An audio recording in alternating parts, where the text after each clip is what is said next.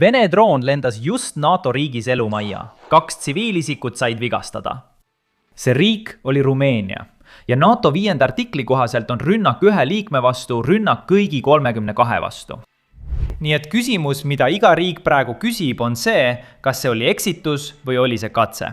Sest kui see oli katse, siis pani Putin just oma sõrme kõige ohtlikumale päästikule kaasaegses geopoliitikas.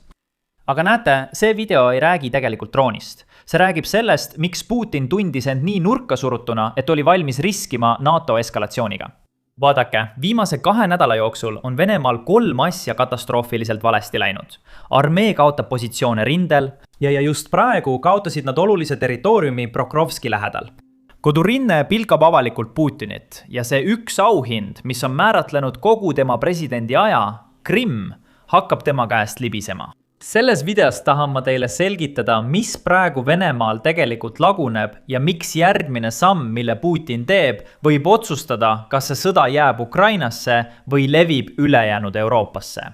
Aga enne kui me jõuame rindele, Ukraina poolt hävitatud brigaadini ja kütusekriisini, mis tabab Krimmi, tahan ma teile näidata midagi, mida ma pole 4 aasta jooksul selle sõja kajastamisel näinud. Vene kodanikud teevad nüüd avalikult nalja selle üle, kui halvasti Putin kaotab. Vaadake seda nalja. See ei tule minult, vaid Vene sotsiaalmeediast. Putin külastab kooli, peab kõne sellest, kuidas Venemaa on maailma parim riik ja siis avab ta küsimuste vooru. Üks koolipoiss tõuseb püsti ja ütleb, minu nimi on Šaša ja mul on 2 küsimust. Esiteks, miks Venemaa tungis Ukrainasse ja teiseks, miks me pole seda sõda veel võitnud? Näete, just enne kui Putin jõuab vastata, heliseb lõunasöögikell. Kahjuks peavad kõik lõunale minema, nii et nad lahkuvad klassiruumist. Aga õnneks jätkub küsimuste-vastuste voor pärast lõunapausi. Sel hetkel tõuseb püsti teine poiss ja ütleb, minu nimi on Boris ja mul on 4 küsimust. Esiteks, miks Venemaa tungis Ukrainasse? Teiseks, miks me pole veel sõda võitnud? Ja uus küsimus, miks lõunasöögikell helises 20 minutit varem? Ja viimane, kus on Šaša? See ongi nali, mida venelased jagavad, et rasketest aegadest läbi saada. Venelased hakkavad aru saama, et Putin ei tee just kõige targemaid otsuseid. Ja kõige selgem näide sellest tuli 2 päeva tagasi, kui üks Vene droon tegi midagi, mida ükski Vene relv poleks kunagi tohtinud teha. See tabas kortermaja NATO riigis. Aga enne kui vaatame, miks see rünnak nii oluline on ja kuidas NATO riigid sellele reageerivad, on mul teile üks küsimus. Meie videotes käsitleme alati juhtide otsuseid ja seda, kuidas need mõjutavad nende riike, eriti sõja ajal. Aga kas olete kunagi mõelnud, kuidas te juhiksite oma riiki, kui oleksite sarnases olukorras? Tänu tänasele sponsorile saate sellele küsimusele vastuse leida ilma päris sõjaga riskimata. Supremacy World War III on tasuta veebipõhine strateegiamäng, kus võtate juhtimise üle päris riigi kaasaegses ülemaailmses sõjas. Valige ükskõik milline riik ja astuge vastamisi kuni 99 pärismängijaga matšides, mis kestavad nädalaid. Sa ehitad oma sõjaväe üles nullist, kasutades tanke, allveelaevu ja kõike muud, mida suudad ette kujutada. Samuti pead sa sõlmima liite, sõlmima lepinguid ja neid reetma, kui see sulle kasulik on. Iga otsus loeb, sest kõik teised laua taga on päris inimesed, kes püüavad sind üle kavaldada. Samuti on neil just alanud 20. hooaeg Underworld Protocol. Selles hooajas on lahinguväljale ilmunud uus jõud, mis tegutseb varjudes ja pakub sulle tehinguid, mis võivad sõja käiku muuta. Kõike tehakse vaikselt, diskreetselt mustal turul. See on tasuta, see töötab platvormide üleselt nii arvutis kui ka mobiilis. Ja kui sa klikid minu lingile kirjelduses, saad eksklusiivse stardipaketi koos tasuta Elite Railgun üksusega, mille väärtus on $40. Aga ainult uutele mängijatele, ainult järgmise 30 päeva jooksul, nii et kliki kohe kirjelduses olevale lingile või skaneeri QR-kood ja saa oma boonus.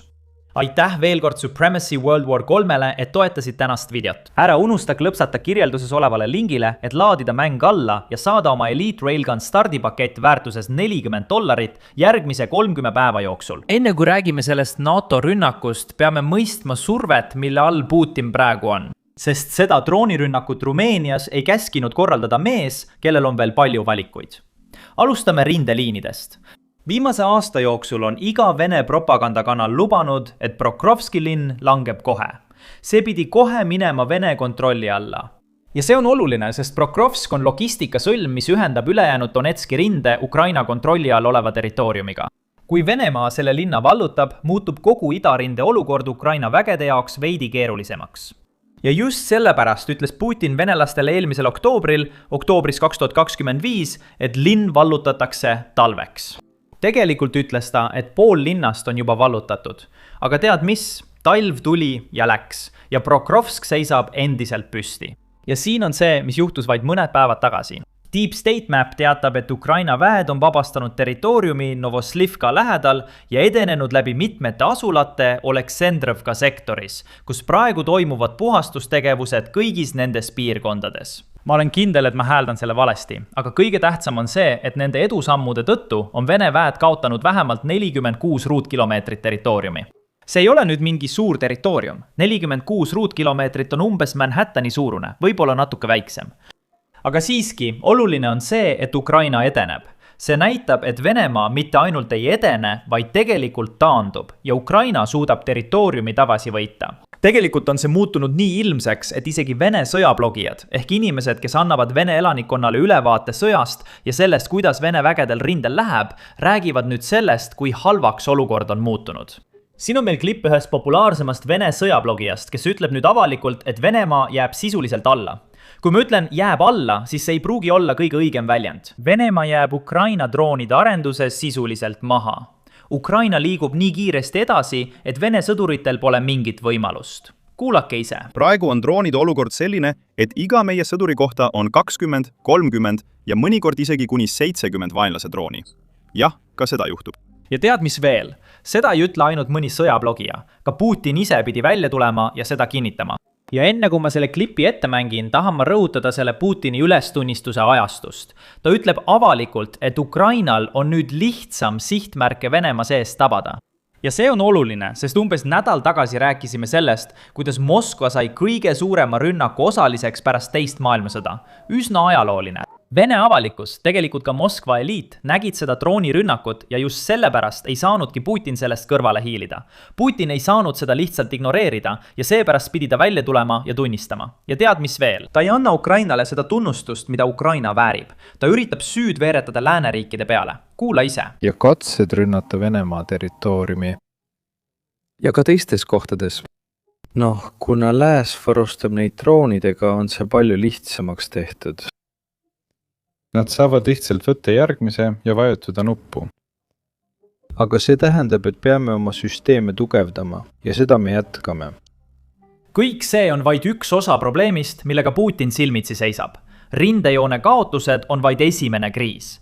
Teine kriis toimub tegelikult rindeliini taga ja see on taas seotud Ukraina droonidega. Alles eile õhtul tõid Ukraina väed õiguse, mida mõned ukrainlased on oodanud juba 4 aastat, alates selle sissetungi selle sõjalise erioperatsiooni algusest. Siin on see raport. Butša julmustega seostatud brigaadi baas on saanud tabamuse. 30 mai ööl tabasid Ukraina droonioperaatorid rida Vene sihtmärke sügaval rindejoone taga, teatati 21 kinnitatud tabamusest. Sihtmärkide hulka kuulusid väljaõppekohad, logistikamaršruudid ja gaasihoidlad. Nende hulgas oli väljaõppeala, mida kasutasid Venemaa 36. armee ja 64. motoriseeritud laskurbrigaadi isikkoosseis. Üksus, mida seostatakse laialdaselt 2022 aastal Butšas toime pandud julmustega. Esialgsete teadete kohaselt sai Vene vägedes 31 inimest kannatada, sealhulgas nii hukkunuid kui haavatuid. Kui see nimi sulle midagi ei ütle, siis las ma räägin, miks see nii oluline on. 64. motoriseeritud laskurbrigaad on üksus, mida rahvusvahelised uurijad on seostanud Butša veretööga. Butša on väike linn otse Kiievi lähedal ja 2022 aasta märtsis, sisuliselt sissetungi esimesel kuul, okupeerisid Vene väed selle linna lootuses vallutada Kiiev. Kuid kui neil see ei õnnestunud, taandusid nad ning siis läksid sinna ajakirjanikud ja ÜRO rahvusvahelised uurijad ning see, mida nad leidsid, oli tõeliselt õudne. Nad leidsid sadu surnud tsiviilisikuid, kes olid laiali tänavatel. Mõnel neist olid käed selja taha seotud, teised olid maetud massihaudadesse kirikute ja kortermajade taha. tegelikult on meil olemas ka turvakaamera salvestis, mida ma teile ei näita, kuid see näitab sisuliselt, kuidas tsiviilisikud üritavad Vene vägede eest põgeneda ja saavad selga kuuli, kui nad üritavad põgeneda. See juhtus siis, kui Venemaa põrus oma 3-päevases erioperatsioonis ja Vene väed võtsid oma viha välja linna tsiviilelanike peal. Nüüd, 4 aastat järjest läksid selle brigaadi mehed koju, ilmselt said ametikõrgendust, käisid puhkusel, tegid kõike, mida tahtsid. Nad uskusid, et on kaitstud. Nüüd tahan ma rääkida ühest raportist, mille me tegime eelmisel aastal. Selles raportis rääkisime programmist, mida Ukraina on vaikselt käigus hoidnud, kus punkrites umbes 3-4 piirkonnas või 3-4 punkris. Kiievi linna ümbruses on Ukraina ametnikud, kellel on põhimõtteliselt pildid igast Vene sõdurist ja ametnikust, kes on sooritanud sõjakuriteo. Olgu tegu sõjakuriteoga, mis jäi kaamerasse, või sellisega, millest Ukraina ametnikud sai teada pealtnägijatelt. Ja iga kord, kui nad saavad pildi, panevad nad selle seinale. Ja siis ööpäev läbi püüavad Ukraina ametnikud, Ukraina häkkerid ja Ukraina uurijad neid Vene sõdureid leida. Pole vahet, kus nad on, kas nad on Venemaal või näiteks välismaal, sest mõned neist sõduritest lähevad pärast sõjakuritegude toimepanemist Ukrainas puhkusele. Ja nad jälitavad kõiki neid sõdureid ning annavad endast parima, et õiglus jalule seada. Õiglus, mida Ukraina tsiviilisikud väärivad. Nüüd on see salajane operatsioon viinud mitmete edukate operatsioonideni, mida Ukraina väed on läbi viinud. Ehk siis õiguse kohale toimetamine Vene sõjakurjategijatele otse ukse taha. Ja eile lisandus sellele nimekirjale veel üks ja ma olen kindel, et see ei jää viimaseks. Loodetavasti on viimane neist Putin ise. Kuid siiski, need on 2 kriisi, millega Venemaa praegu silmitsi seisab. Ühelt poolt kaotavad Vene väed positsioone Prokrovski piirkonnas, millest Putin ise on avalikult rääkinud. Ja teiselt poolt saavad Vene sõdurid, võib-olla eliitsõdurid, löögi tagalas. Ja Venemaa ei suuda seda kuidagi peatada. Nüüd, just kui sellest kõigest veel vähe oleks, tulevad kõige halvemad uudised tegelikult Krimmist. Ja Putini jaoks on Krimm tegelikult väga oluline, sest me peame tagasi vaatama ja nägema, mis Venemaal toimus siis, kui Putin Krimmi vallutas. Näete, 2014 aastal oli Putin poliitiliselt nõrk. Ta oli just muutnud Venemaa põhiseadust, et saaks kandideerida 3. ametiajaks. Ja tema toetusprotsent oli 3. ametiajaks ametisse astudes madalaim, mis see kunagi olnud on, sest venelased polnud selle üle lihtsalt õnnelikud. Nad uskusid, et Venemaa liigub ajas tagasi. Nad pöörduvad tagasi Nõukogude Liidu aegadesse, kui olid diktaatorid ja kõik see. Ja paljud venelased, kes seda ütlesid, olid tegelikult õiged. Aga tead mis? Krimm oli see, mis muutis mängu ja pööras Putini õnne ümber. Ta annekteeris Krimmi ja tema toetusprotsent tõusis üleöö hüppeliselt. Putini kodumaine populaarsus oli laes. Teatud mõttes võib väita, et Krimm on Putini poliitilise võimu allikas. Ja see on tõestus Vene sõduritele, et tema on see mees, kes tegi Venemaa taas tugevaks. Nii et kui Krimm hakkab Putini jaoks siin-seal käest libisema, on see väga suur probleem. Ja arvake ära, mis toimub praegu Krimmis. Vaadake ise. Eelmisel nädalal käivitas Ukraina operatsiooni nimega logistiline blokaad. Selle operatsiooni eesmärk on üsna lihtne. Lõigata Krimm ära Venemaa mandri osast. Ja 1 nädalaga on Ukraina eriüksused tabanud üle 500 Vene sõiduki varustusteel, maismaateel, mis varustab poolsaart. See tähendab kütuseautosid, laskemoona, kolonne, kõike, mis sisse tuleb ja näeb välja nagu sõjaline varustus, sellega tegelevad Ukraina droonid. Ja 500 nädalaga on üllatavalt suur number. Midagi sellist pole me varem näinud. Ja sellise tegutsemisviisiga, nagu Venemaa praegu kasutab, on neil väga raske neid autosid, sõidukeid või kolonne asendada, mis hävitati. Ja tead mis veel? See avaldab juba mõju tavapärasele elule Krimmis. Sotsiaalmeedias läbivad Venemaal videod, kus venelased ise kurdavad, et nad ei saa Krimmis üldse kütust. Nad ütlevad sisuliselt, et sa võid minna Krimmi, kui tangid oma auto Venemaa mandri osas täis, aga välja sõita ei saa, sest kõikides tanklates on nii pikad järjekorrad, et sa ei saa vajalikku kütust. Kuulake. Siin on olukord kütusega Krimmis. Sõidad Kertši, seal on veel kütust. Ja lõunaranniku poole on ka veel kütust ning tanklates nagu TSA TAN. Kui sõidad Krasnoberekopski poole, siis alates Tšenkoist pole üldse mingit bensiini. E92, E95, ainult diislikütus. Ja isegi siis on mõnes tanklas kõik otsas. Nii et pea seda meeles, kui Krimmi reisid. Kuigi mida siin ikka meeles pidada? Sõidad lihtsalt üle Krimmi niimoodi ja kütust polegi. Ja sul ei jätku kütust tagasisõiduks. Nii et kutid, need teist, kellel on plaanis reisid, peaksid ilmselt oma plaane ümber mõtlema. Sest tõesti on võimalus, et jõuate kohale autoga ja lahkute jalgsi kõndides. Jah. praegu on kütusepuudus kõige hullem Krimmis, kuid see ei tähenda, et teised piirkonnad ei kannataks. Tegelikult on see probleem, mis kerkib üha enam esile ka Venemaa mandri osas. Ja just sellepärast on isegi Vene meedia sunnitud sellest teatama. Kuulake seda BBC raportit, mille tegi Steve Rosenberg. Ja tänased Vene ajalehed teatavad kütusepuudusest Venemaal. Nezavissimaya Gazeta kirjutab, Venemaa piirkondade arv, kus kütuse müügile on seatud piiranguid, kasvab. Mitmes piirkonnas kehtestatakse kütuse müügile piiranguid. AI-95 bensiinimüügi piirangud kehtestati mitmes Kastramati piirkonna rajoonis. Piirangud mõnes Tveri piirkonna tanklas. Kütuseprobleeme on täheldatud Magadani ja Murmanski piirkondades. Miks see siis juhtub? Leht annab sellele järgmise seletuse. Üks puuduse probleemi põhjuseid on naftatöötlemistehaste plaanivälised remondid.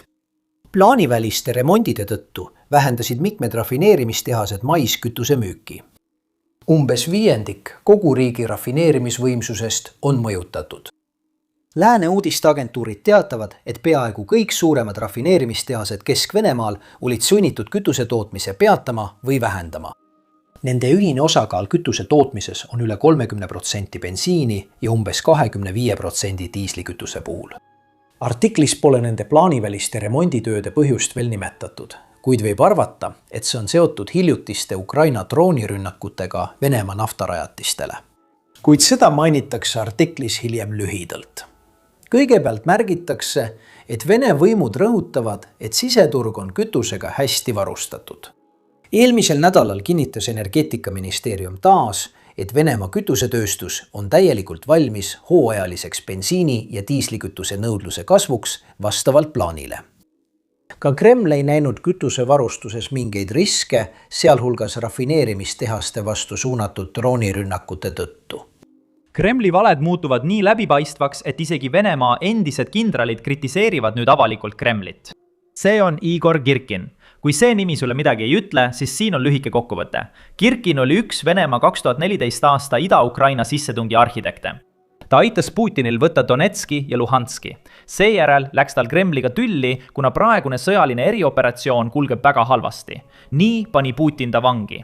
Õnneks meie jaoks suudab Girkin isegi vanglast avaldusi teha ja iga kord ründab ta Putinit. Kuula, mida ta just ütles. Keegi ei diskrediteeri ega õõnesta Venemaad rohkem kui meie oma valitsus.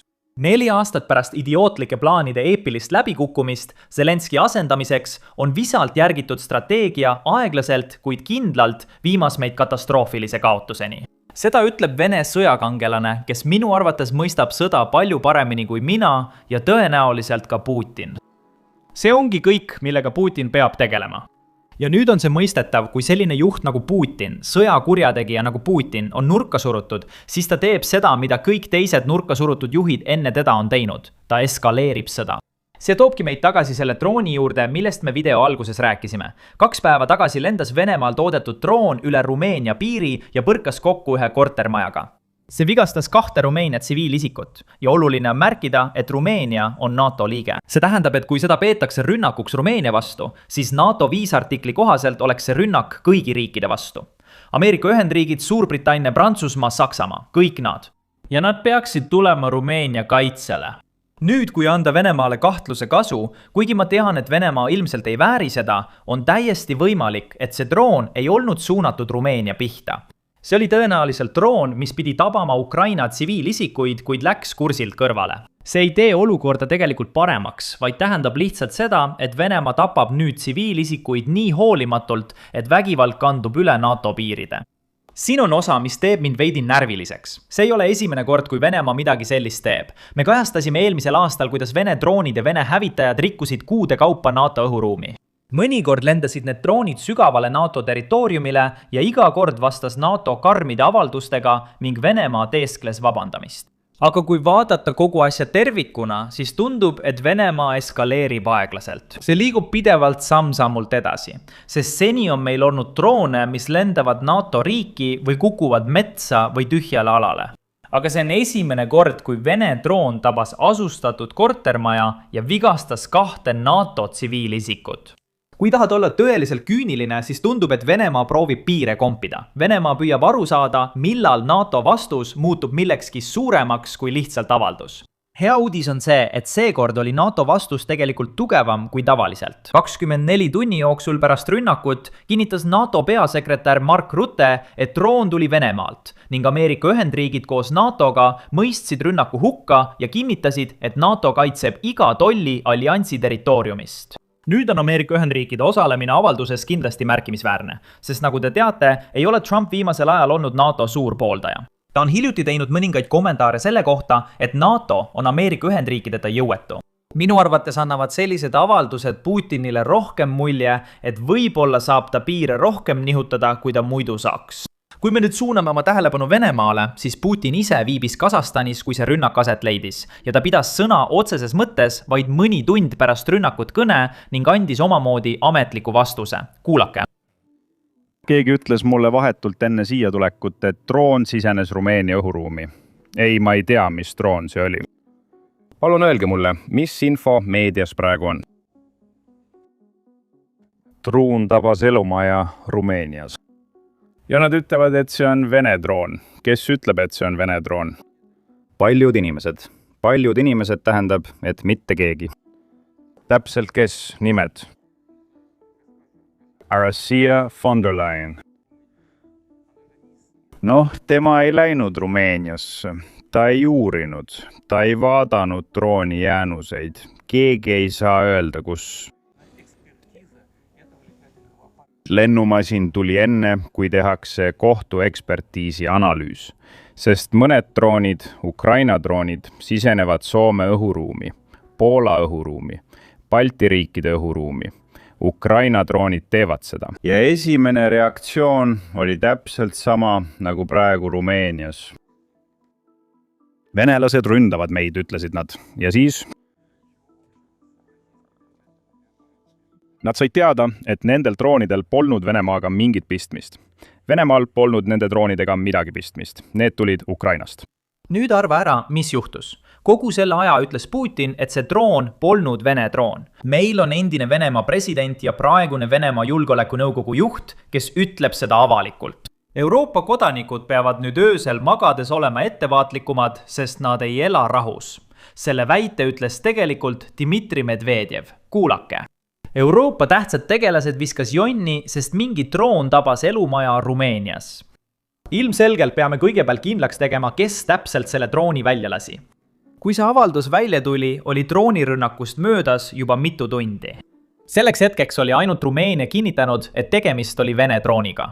Kuid mõned tunnid hiljem saime kinnituse ka NATOlt ja loomulikult ka Ameerika Ühendriikidelt. Nii et põhimõtteliselt on kõik ühel meelel. Euroopa riigid, NATO tervikuna ja Ameerika Ühendriigid, et tegemist oli Vene drooniga. Kuid igal juhul peaksid kõik EL-i riigid sellest vaikima. Euroopa riigid on otsesed osalejad sõjas Venemaa vastu ja keegi ei püüa enam isegi vastupidist teeselda. Jah, nad kasutavad oma Bandera käsilasi sõjategevuse läbiviimiseks, aga mis vahet sel meie jaoks on? Euroopa droone, nende komponente, muid relvi ja rääkimata luureandmetest kasutatakse iga päev meie riigi ründamiseks. Ja selle tõttu saavad meie elamud kannatada ja tsiviilisikud hukkuvad. Täpselt nagu Trabluse rünnaku puhul, veri on selliste jõhkardite nagu Ursula, Merts, Macron, Starmer ja teiste jälkide parasiitide kätes. Las nad harjuvad sellega. See ei jää viimaseks korraks. Nii et ta kinnitab justkui, et hei, see polnud Venemaa, aga rünnakud jätkuvad. Tee sellest omad järeldused. Käimas on sõda ja EL-i riikide kodanikud sõjas olevate riikide elanikena ei tohiks minna magama lootuses vaiksele ööle, eriti droonitootmistehaste läheduses, mis varustavad Bandera vägesid. Kõik ütlevad, et Venemaa ei alustanud seda rünnakut, aga samal ajal öeldakse, et hei, ole ettevaatlik, kui elad tootmistehase lähedal. Jätkame, nii et pane suu kinni, need on alles õied. Samal ajal teavad kõik Euroopa tühikargajad, idioodid EL-i eesotsas, väikekarjeristidest bürokraadid, kes juhivad seda arusaamatust nimega Euroopa Liit väga hästi, kuidas seda sõda lõpetada. Nii et pöörduge nende poole. Oluline on siin ka välja tuua, et ta on seda teinud juba väga pikka aega. Ja varem, mõnikord eelmisel aastal, kaasas ta sellistesse avaldustesse ka Ameerika Ühendriigid, kui ta lihtsalt ähvardusi jagas. aga ühel korral ma arvan, et ta läks liiga kaugele, öeldes põhimõtteliselt, et Venemaa valmistub USA tuumapommiga ründama. Ja siis vastas Trump öeldes, kuulge, me oleme paigutanud tuumaallveelaevad Venemaa rannikule Mustas meres. Nii et kui Venemaa tahab alustada tuumasõda, on Ameerika Ühendriigid valmis. Meil on tugevamad ja suuremad tuumarelvad kui Venemaal. Ja sellest ajast peale pole Medvedev oma avaldustes Ameerika Ühendriike ega Trumpi üldse maininud. See kinnitabki tegelikult seda, et see kõik on üks suur bluff. Ta teeskleb nagu oleks hull, lootes, et teine pool annab alla ja usub, et ta ongi hull ja võib kõike teha. Tegelikult, kui vastu hakata, annab ta üsna kiiresti alla. Või Venemaa annab üsna kiiresti alla. Nüüd, enne kui ma lähen, üks viimane asi. Tõenäoliselt näed sa järgmisel nädalal oma jälgitavatel sotsiaalmeedia lehtedel Vene propagandat, eriti siin Ameerika Ühendriikides. Sest meil on poliitkommentaatorid nagu Candace Owens, võib-olla isegi Tucker Carlson, kes lähevad Venemaale puhkusele. Ma ei tea, kuidas teil on, aga mina eelistan puhata kohtades, kus ei pea droonide pärast muretsema, aga eks igaühel ole oma maitse. Ma olen kindel, et Venemaa kasutab seda kuidagi Ukraina vastase propaganda levitamiseks. Ma ei tea veel, mis see täpselt on, aga ma tean, et see tuleb. Nii et kindlasti vajutage allpool tellimisnuppu, sest meie oleme siin selleks, et ümber lükata kõik, mida Venemaa plaanib levitada. Oleme seda teinud viimased 4 aastat ja jätkame seni, kuni Putin on võimul. See on kõik, mis mul teile täna öelda oli. Minu nimi on Sam, kohtume järgmises videos.